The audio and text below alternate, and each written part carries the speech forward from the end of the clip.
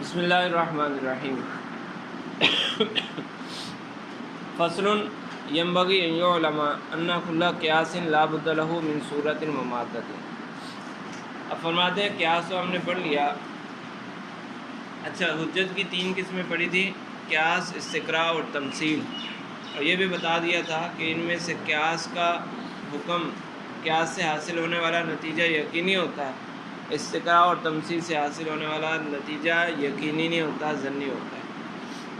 تو منطقیوں کے اعتبار سے یعنی منطقیوں کو جو فائدہ مند چیز ہے وہ قیاس ہے، منطقیوں کے لیے فائدہ مند چیز قیاس ہے۔ استقراء اور تمثیل ان کے فائدے کی چیز نہیں ہے، کام کی چیز نہیں ہے، اس لیے اس کا مختصر سا تذکرہ کیا ہے۔ تو پھر دوبارہ قیاس کی کچھ باتیں رہتی ہیں، وہ ذکر کر رہے ہیں۔ فرما رہے ہیں کہ جو ہم نے قیاس پڑھ لیا، ہم نے قیاس کے طریقے پڑھ لیے، نتیجہ دینے کی صورتیں پڑھ لی، قیاس اقترانی کے اشکال پڑھ لیے ہم نے، اس کی ضروب منتجہ پڑھ لی، پھر قیاس استثنائی پڑھ لیا، قیاس استثنائی کے نتیجہ دینے کی صورتیں، قیاس استثنائی اتصالی کے نتیجہ دینے کی دو صورتیں ہیں، اور انفصالی کے نتیجہ دینے کی حقیقیہ وہ تو چار ہیں، مانعۃ الجمع، مانعۃ القلوب میں دو صورتیں ہیں۔ وہ ساری نتیجہ حاصل کرنے کے طریقے تھے سارے۔ اب ایک اور بات یہ ہے، فرماتے ہیں کہ جو بھی قیاس ہوگا، ایک قیاس کی شکل ہوگی اور ایک قیاس کا مادہ ہوگا، میٹیریل۔ ایک قیاس کی شکل ہوگی، شکل تو ہم نے پڑھ لی نا، شکل کس اعتبار سے بنتی ہے؟ جب ہم نے قیاس اقترانی شروع کیا تھا تو وہاں بتایا تھا کہ شکل کس اعتبار سے ہوتی ہے؟ صغریٰ کو کبریٰ سے ملانا، صغریٰ کو کبریٰ سے ملانا، یہ شکل ہے۔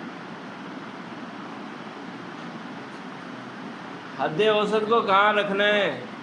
حد اوسط کس جگہ آئے گی، اس اعتبار سے شکل بنتی تھی نا۔ چار شکلیں حد اوسط کے اعتبار سے تو تھیں کہ صغریٰ میں محمول، کبریٰ میں موضوع، شکل اول، دونوں میں محمول تو شکل ثانی، دونوں میں موضوع تو شکل ثالث، صغریٰ میں موضوع، کبریٰ میں محمول تو شکل رابع۔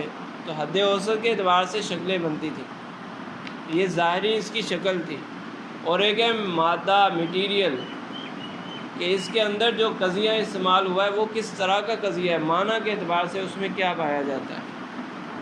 فرماتے ہیں ینبغی ان یعلم ان کل قیاس لا بد له من صورت مماثلۃ، یہ جان لینا چاہیے کہ ہر قیاس میں ایک صورت ہوتی ہے اور ایک اس کا مادہ ہوتا ہے، ایک قیاس کا مادہ میٹیریل ہوتا ہے۔ اما صورت فہی الحیۃ الحاصلۃ من ترتیب المقدمات، جو صورت ہے وہ وہی جو ہم پیچھے پڑھ چکے ہیں تفصیل سے، اور اجمالاً اگر ذکر کریں تو مقدمات کو ترتیب دینے کا طریقہ، کس طرح مقدمات کو ترتیب دینا ہے، جو دو مقدمے ہوتے ہیں اس کو کس طرح رکھنا ہے، اس کو شکل بولتے ہیں، صورت بولتے ہیں۔ فہی الحیۃ الحاصلۃ من ترتیب المقدمات ووضع بعضها عند بعض، ترتیب مقدمات اور ایک قضیے کو دوسرے قضیے سے ملانے سے جو صورت حاصل ہوتی ہے، یہ صورت ہے۔ وقد عرفت الاشکال الاربعۃ المنتجۃ وعلمت شرائطها فی الانتاج، اس کی تفصیلی بات ہم نے کر لی، اشکال اربعہ بھی پڑھ لی، اس کی شرائط بھی پڑھ لی، اس کی ضروب منتجہ بھی پڑھ لی۔ بقیہ امر المادہ تھی، مادہ کی بات ابھی تک نہیں ہوئی، مادے کی بات ابھی تک نہیں ہوئی۔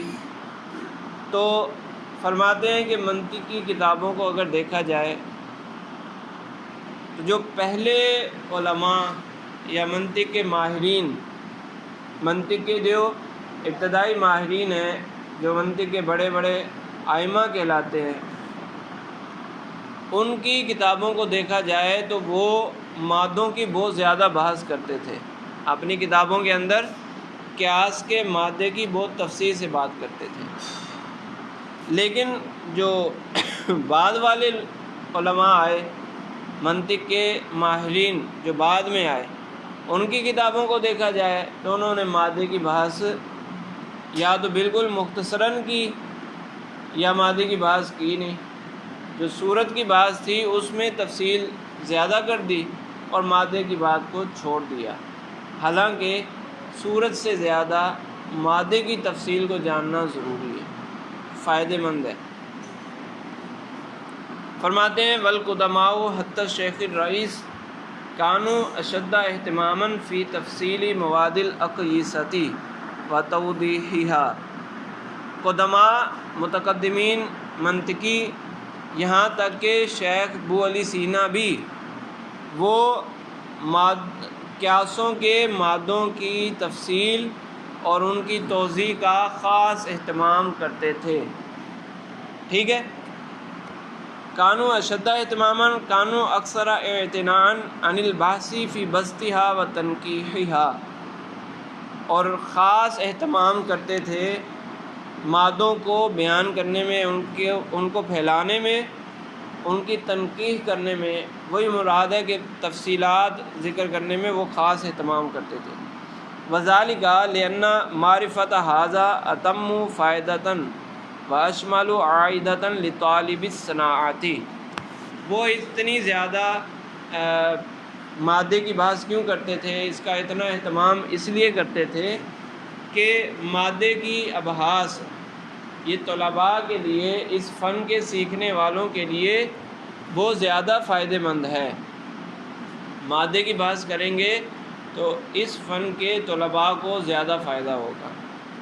لیکن المتاخرین قد طولوا الکلام فی بیان صورت الاقیسۃ، لیکن متاخرین منطقی آئے تو انہوں نے مادے کی قیاسوں کی صورت کے بارے میں تفصیلات ذکر کی، کلام کو لمبا کیا، وہ بسطوا فیہا غایۃ البسط، اور بہت لمبی بات کی، سیما فی اقیسۃ الشرطیات المتصلۃ والمنفصلۃ، اور بالخصوص قیاس شرطیہ متصلہ، قیاس شرطیہ منفصلہ، اس کے بارے میں، یعنی قیاس اقترانی شرطی ہو یا قیاس استثنائی ہو، اقترانی ہو یا قیاس استثنائی اتصالی ہو یا انفصالی ہو، اس کی تفصیلات میں بہت زیادہ پڑ گئے۔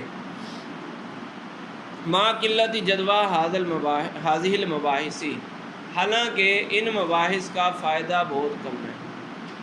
اگر قیاس استثنائی کا اجمالاً ذکر پڑھ لیا جائے، بس یہ جان لیا جائے کہ اس کا نتیجہ کیسے آتا ہے، قیاس استثنائی میں استثناء کس چیز کا کیا جا سکتا ہے، اتصالی میں کس کا کیا جا سکتا ہے، انفصالی میں کس کا کیا جا سکتا ہے، یہ مختصراً پڑھ لیا جائے تو کافی ہے۔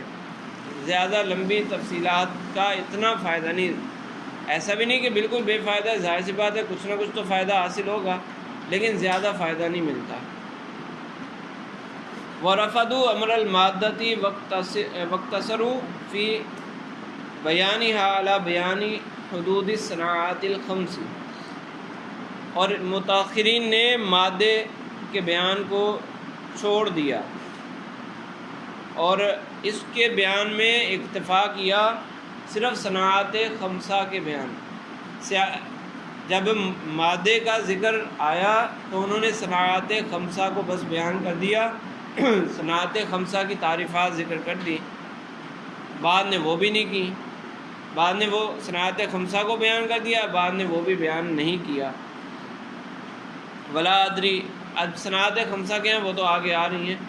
ولا ادری ایو امن دعاہم الی ذالک، مجھے تو نہیں پتہ چل رہا کہ انہوں نے کون سی چیز نے ان متاخرین کو اس بات پر ابھارا، مادے کی بحث نہ کرنا اور صورت کی بحث میں تفصیلات بیان کرنا، اس معاملے پر کس چیز نے ابھارا میں سمجھ نہیں پایا۔ وَأَيُّ بَاعِثٍ أَغْرَاهُمْ هُنَالِكَ، کس چیز نے اس کی طرف بلایا اور کس چیز نے اس پر ابھارا۔ دعاہم بلایا اور اغراہم ابھارا، دونوں کا مفہومی ترجمہ تو ایک ہی بنتا ہے کہ پتہ نہیں کیا ہوا، مجھے اس کی علت نہیں سمجھ آ رہی، وجہ نہیں سمجھ آ رہی، پتہ نہیں کیا وجہ ہے کہ متاخرین نے مادے کی تفصیلات بیان نہیں کی اور قیاسوں کی تفصیلات بیان کی ہیں۔ ولا بد للفتن اللبیبی، ان یہتم فی هذه المباحث الجلیلۃ الشان، اور جو ذہین طالب علم ہے اس کے لیے ضروری ہے کہ وہ ان مباحث کا اہتمام کرے۔ جو مادے کی بحث ہے، قیاسوں کے مادے، اس بحث کا اہتمام کرے۔ وہ مباحث جو جلیلۃ الشان ہیں، جن کی شان بڑی ہے، الباہرۃ البرہانی، جو دلیل کے اعتبار سے غالب ہے، غایت الاہتمام، اس کا خاص اہتمام کرنا چاہیے۔ وَيُطْلَبُ ذَلِكَ الْمَطْلَبُ الْعَظِيمُ، یا یطلب ان یہتم تھا نا، تو وَيَطْلُبَ ذَلِكَ الْمَطْلَبَ الْعَظِيمَ وَالْمَقْصَدَ الْفَخِيمَ مِنْ كُتُبِ الْقُدَمَاءِ الْمَاهِرَةِ، تو طالب علم کو چاہیے کہ وہ اس عظیم چیز کو، اس عظیم بحث کو متقدمین کی کتابوں میں سے ڈھونڈ لے، وہاں سے پڑھ لے۔ بتا دیا نا کہ متأخرین کی کتابوں میں اس کی تفصیلات نہیں ہیں، تو پھر وہ متقدمین کی کتابوں میں سے اس کی تفصیلات معلوم کر سکتا ہے۔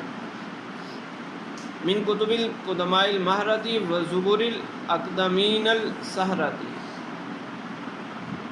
ماہر قدما اور زیرک متقدمین کے صحیفوں سے اس کو طلب کرے۔ فعلیک ایھا الولد العزیز، اے پیارے بیٹے تم پر لازم ہے، ان تسمع نصیحتی، کہ تو میری نصیحت کو سنے، ولا تنس وصیتی، اور میری اس وصیت کو نہ بھولے۔ وَإِنَّمَا أُلْقِي عَلَيْكَ نَبْذًا مِّمَّا يَتَعَلَّقُ بِهَذِهِ الصَّنَاعَاتِ، اور میں کچھ نہ کچھ بحث کرتا ہوں۔ اب انہوں نے بھی بہت زیادہ تفصیل تو ذکر نہیں کی، چونکہ ان کا مقصود ایک رسالہ لکھنا ہے، ایک پوری کتاب تیار کرنا ان کا مقصود نہیں ہے۔ رسالہ ہے تو رسالہ تو پھر تفصیلات کا متحمل نہیں ہو سکتا، اس لیے کہہ رہے ہیں کہ میں کچھ نہ کچھ تو ذکر کرتا ہوں، لیکن میری وصیت ہے، نصیحت ہے کہ اس کو اس کی تفصیلات بڑی کتابوں سے معلوم کر لو۔ وَإِنَّمَا أُلْقِي عَلَيْكَ نَبْذًا مِّمَّا يَتَعَلَّقُ بِهَذِهِ الصَّنَاعَاتِ، میں اس کا کچھ حصہ ان صناعات سے، صناعت خمسہ سے، یعنی قیاس کے مادوں سے تعلق رکھنے والی کچھ چیزیں میں تمہارے سامنے پیش کرتا ہوں۔ متوکلاً علی کافی المہمات، جو تمام معاملات میں کفایت کرنے والا ہے، اس پر بھروسہ کرتے ہوئے، یعنی اللہ پر بھروسہ کرتے ہوئے۔ فاستمع، تو سن کہ ان القیاس باعتبار المادۃ ینقسم الی اقسام خمسۃ، مادے کے اعتبار سے قیاس کی 5 قسمیں ہیں۔ ویقال لها الصناعۃ الخمسۃ، اور انہی کو صناعت خمسہ کہا جاتا ہے۔ احدها البرہانی، ایک قیاس برہانی ہے، دوسرا قیاس جدلی ہے، تیسرا قیاس خطابی ہے، چوتھا قیاس شعری ہے، اور پانچواں قیاس سفسطی ہے۔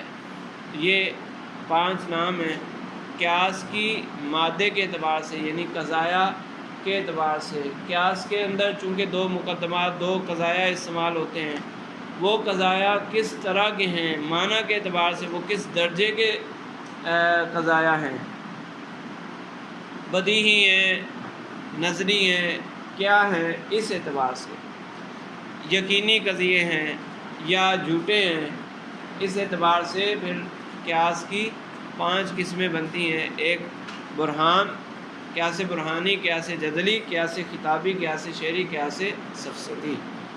چلے یا آگے پھر اس کی تفصیلات ہیں۔